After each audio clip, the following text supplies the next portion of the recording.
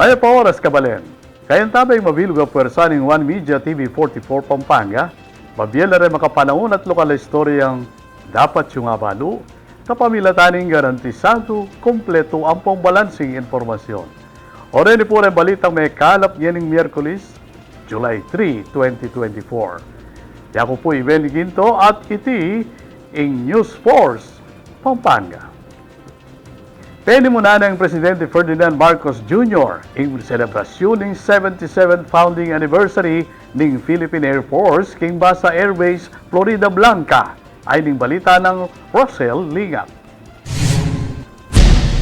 Penimuna ng Philippine President Ferdinand R. Marcos Jr. ing pamagmasusi king kapitong-pulot-pitong banwa ning pangatatag ng Philippine Air Force king Basa Airbase, Florida Blanca, Pampanga inyong July 1. Kapamilatan ng capability demonstration, pemalas na ning PAF ing sikanan at pwersang pagmaragulda rin kayanib ning Air Force. Murin binanggit na lang Commanding General Lieutenant General Stephen P. Pareño king kayang mensahe ring niyayaliwang programa kilob ning hukbo bang mas lalo ya iting apasikanan pati na ing pamagpormula king karelang PAF Maintenance Management System Audit Manual. And even as we continue to grow, we take immense pride in how far we have already come in enhancing our public value, improving accountability, promoting good governance, and nurturing a culture of safety within the organization.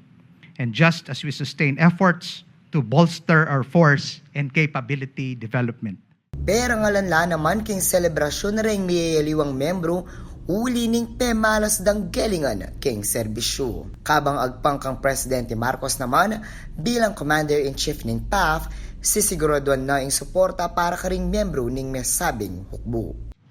As your Commander-in-Chief, I assure you of this administration's support in prioritizing your welfare, ensuring that you are all well attended to in terms of overall health and wellness so you may perform your duties effectively and safely. Ako po Eras Lingat para king News Force Pampanga, balitang tutuking balen, susunod. Gawayang San Fernando, impeka mo munang diling higanting LED lantern na opisyal na selang yan inyang Lunes ay ng istorya ng Patricia Mamangon. Opisyal neng selang yan, ing peka mumunang diling higanting parul, agawaking LED o light emitting diode ketiking Ciudad San Fernando inyang Lunes, July 1, ketiking Giant Lantern and Tourist Information Center king Daniel Jose Abad Santos Avenue.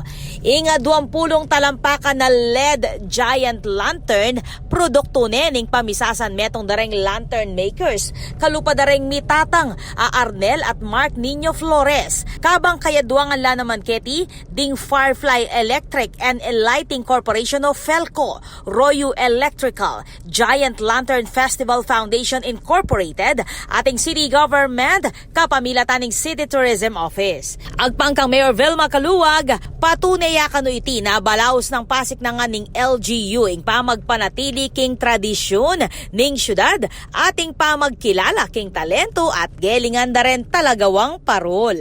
Linto mo naman kanuketing maragulatiwala da rin pribadong kumpanya king susulong nga kampanya bang maginyang smart and green city ing San Fernando. Sasalamin niya yung proyektong iti na malyaring miyabe ing tradisyon at ing modernong teknolohiya. Libutan ding makabayong materyales sa ginamit, mano-mano ya pamuring papaandaran at papagananing parul, kapamilataning rotor. Metong kareng pagmaragol ning LED Giant Lantern, ing mas tipid yaiti king kuryente. Inyang milaba sa banuan ng ligligan parul, mida kayang 13,000 LED bulbs ing Firefly Electric and Lighting Corporation of Felco para kareng lantern makers ning syudad. Ayan namang ginamit para king amanuang Giant Lantern. Agpangkang City Tourism Officer Ching Pangilinan, mi displaying LED Giant Lantern kaya bereng aliwa pang mga lating version ketiking Giant Lantern and Tourist Information Center o ing dating Paskuhan Village bang Ayal Bendareng, Kapampangan. Ako po, Patricia Mamangon para King News Force, Pampanga. Balitang tutuking balen, susuyo. libre ang pong accessible a healthcare services. Yan ang pagmaraguling Department of Health Central Luzon kareng proyektong anyang milabas sa Banua. Aning istorya ng Jo Marie Tolentino. Pagmaragol ning Department of Health o DOH Region 3 ring matagumpe programa kilubing aduang banwa king pekatalwing episode ning kapi sa bagong Pilipinas ning Philippine Information Agency o PIA Region 3 inyang July 2. Kaya bekarang meging bisita, yapin lari DOH Central Luzon Center for Health Development Regional Director Corson Flores, DOH CLCHD Assistant Regional Director Leilani Mangulagnan, pati i Dr. Motsera Chichioko, pamuntok ni Jose B. Lingad Memorial General Hospital o JBL-MGH. Metong kaning nasa ning serbisyo, ing paramdaman daring balang Pilipining serbisyong medikal king mabilog ka Central Luzon. Kalupa ning pamamnyalibing laboratory, ECG, X-ray at aliwa pang medical services. We have served more than 36,000 patients with various health services. Ano po itong mga serbisyo binigay natin? Of course, nahandyan po ang laboratory diagnostic, medical consultation, eye check-up, ultrasound, ECG, X-ray. Nagkaroon din po tayo ng mga minor surgeries. And of course, distribution of medicine. Maganda pong balita na gusto ko yan dun in terms of maintenance medicine. Lagi po pinapaalala sa atin, magbigay po tayo ng 2 to 3 months na ginagawa po natin. Ang recent na pinakabago po, yung pong binibigay natin para po sa first 1,000 days para po sa ating mga nanay. Kaya gape na rin nini, ing pangumuklat king bagong urgent care ambulatory services o bukas. Agpangkang Doc Montserrat, iti megawayaban asopan ding masakit ang tsuka ring rural areas. Pero napakalayo naman ng ospital kung pupunta sila doon. So what we did, we bring down the services so we have laboratory po doon. May konsultasyon po tayo ng lahat ng espesyalista. Dagdag pa, ing medical accessibility ning bukas king Santo Tomas, makasaok piya ka ring sipi nga balen. Intending to open up 2 more bukas centers. Isa po dito sa Mesita San Fernando at isa po sa bandang San Simon area. And Kabang, agbang kang DOH CLCHD Assistant Regional Director Doc Leilani B. Mangulabnan, makabuklat yaing hensya bang memnya sa medical at financial assistance karing may ngailangan. Pondo no dito po sa DOH Region 3 na pwede po nilang i-access. Kailangan lang po nilang pumunta dito or kung sila po ay, ang pasyente po nila ay naka-confine sa mga DOH hospitals, magtungo lang po sila sa ating malasakit centers. Iyako po, Jo Marie Tolentino, para ka rin News First Pampanga. Balitang tutu, King Balen, susuyo. Atin pang mga paling balita king pa magbalik ning News Force Pampanga.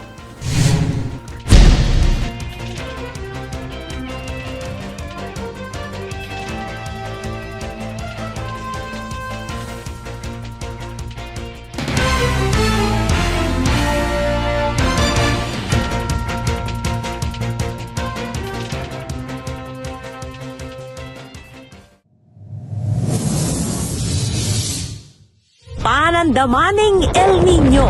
Kung toro papali o mitatasing temperatura, daragul mo naman ing pamangailangan king kuryente. King daragula demand king kuryente asang kaning paning pamangamit kareng appliances kalupaning aircon, freezer at refrigerator. Asahan tamo naman na siguradong tuki ing kimot ning presyo ning kuryente amani batan king wholesale electricity spot market. Inya naman papaganakan ning Svelapco kareng hanggang consumers ing paniguradong pamagbayo ning konsumo at presyo ning kuryente balang kilowatt hour. Manatiling makayantabe king kaya kaming Facebook page para kareng latest advisory. Beto nga paganaka, ibat king Svelapco.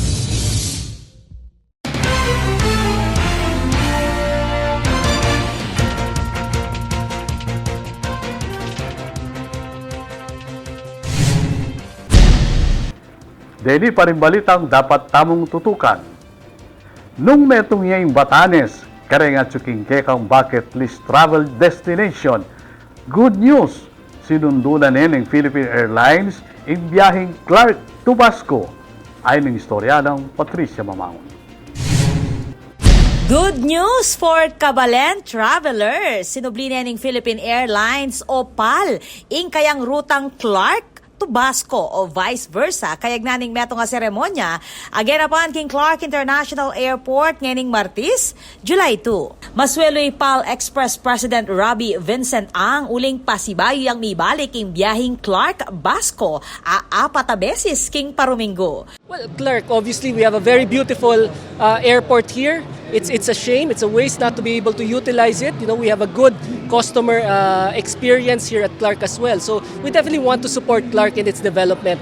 And that's why, you know, we're looking at all of these very sought after destinations within the Philippines, Boracay, Coron, and also Basco. And we look forward to reviewing and seeing what other destinations we can mount out of Clark. Susula po yung PAL King Rutang Clark Basco balang Martis, Miyerkules, Biyernes, Ampong, Domingo, kapamilatan ng PR 2688. Ito pinapangarap ng mga tao na sana mabuksan na. At ngayon, nabuksan na nga. So, ang sabi nga natin, ang mga kumpanya naman, gusto rin namang magbigay ng incentive sa kanilang mga empleyado for good performance.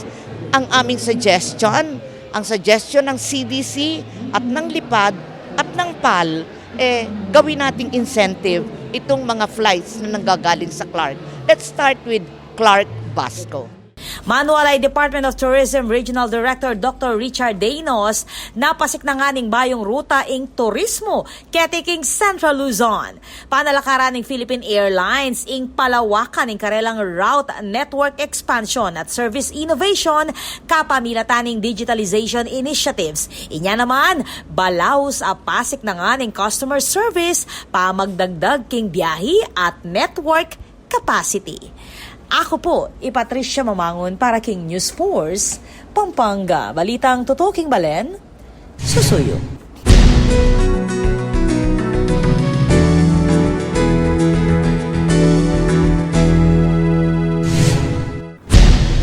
Kaya katamong pakibaluan ng bilining panahon king lalawigan, kilub ng 24 oras.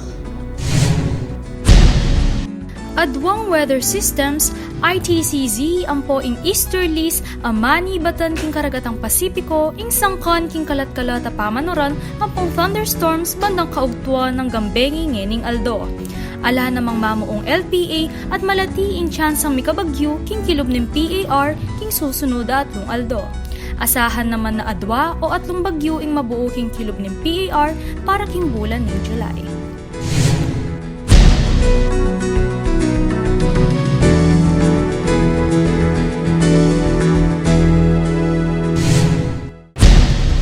Kabalen maging parti kaking pamagbalita ketiking News Force Pampanga na anumang kaganapan, isyu o reklamo king kayong lugar, balyari mong ikwento o isumbong kapamilatan na rin numerong may yakit king kayong screen.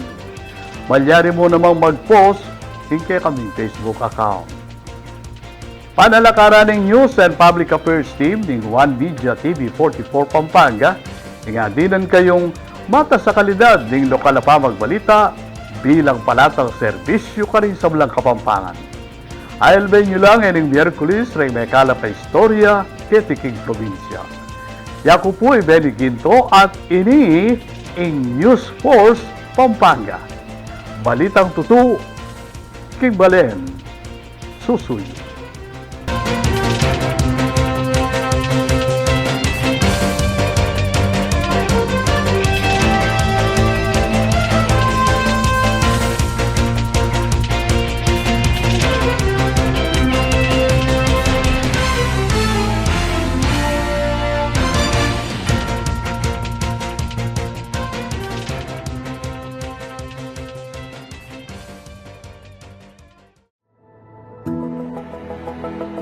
Bilang nagkakaisang pagsisikap na harapin ang patuloy na problema ng mababang pressure ng tubig at kakulangan ng supply ng tubig sa ilang bahagi ng ating syudad, ang lokal na pamahalaan po sa pamamagitan ng inyong lingkod, Mayor Vilma Balia Caluwag, kasama ang mga pangunahing leader mula sa City of San Fernando Water District at Prime Water Infrastructure Corporation ay nagsagawa ng mahalagang pagpupulong. Ang pag-aapura po natin na pag-usapan at harapin ang problema sa tubig ay may kinalaman sa kasalukuyang krisis sa tubig sa bansa. na pinalala pa ng El Nino at global warming. Bagamat mas mabuti ang kalagayan natin kumpara sa iba pang apektadong lugar sa ating bansa, hindi tayo pwedeng maging kampante. Hindi natin maaaring baliwalain ang nagbabadyang krisis sa tubig na unti-unti na rin nating nararamdaman sa kasalukuyan. Ang mga agarang solusyon ay mahalaga upang pigilan ang paglalapa ng sitwasyon. Masinsinang tinalakay namin ang septage treatment plant, isang mahalagang aspeto sa pagpapanatili ng sanitasyon at kalusugan ng publiko.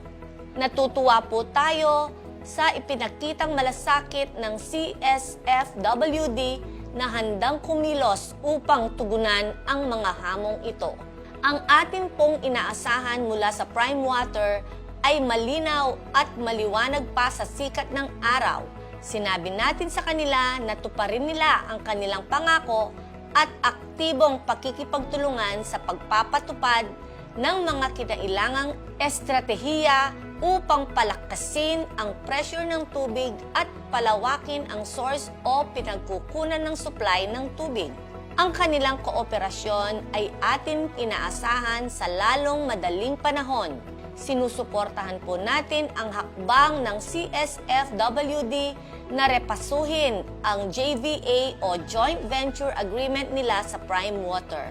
Mahalaga na ang lahat ng stipulasyon, kabilang na ang mga tungkol sa pre-termination dahil sa hindi pagtupad sa kasunduan, ay matugunan ng Prime Water.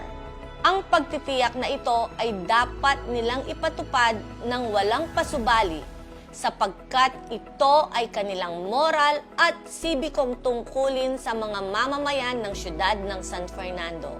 Ang pagdalo ng mga opisyales ng CSFWD, ang Vice-Presidente para sa operasyon ng PWIC at ilang department heads ng LGU sa pagpupulong ay nagpapatibay sa pagkilala sa bigat ng aming tungkulin sa bayan at sa nagkakaisang misyon na maglingkod sa mga Fernandinos. Hinihikayat ko ang bawat sektor at residente na aktibong lumahok sa mga hakbang sa pagtitipid ng tubig sa gitna ng pagpapatupad ng komprehensibong hakbang kasama ang CSFWD at PWIC mula sa water conservation hanggang sa mga hakbang upang palawakin ang ating mga pinagkukunan ng tubig at pagsasaayos ng mga network sa distribusyon ng tubig. Ang kagalingan ng ating komunidad at ang responsableng pangangasiwa sa tubig na isa sa ating mahalagang yaman para sa mga susunod na henerasyon ay nananatiling isa sa pinakamataas na prioridad ng inyong lingkod. Bilang panghuling mensahe natin para sa lahat, kung tayo ay may pagkakaisa, sama-samang kikilos, may kumpiyansa ako na malalampasan natin ang mga pagsubok na ito. Magkakasama nating itaguyod ang isang mas matatag at estableng supply ng tubig para sa San Fernando. Maraming salamat po. Vilma Balia Kaluwag po, Alkalde ng Lungsod ng San Fernando.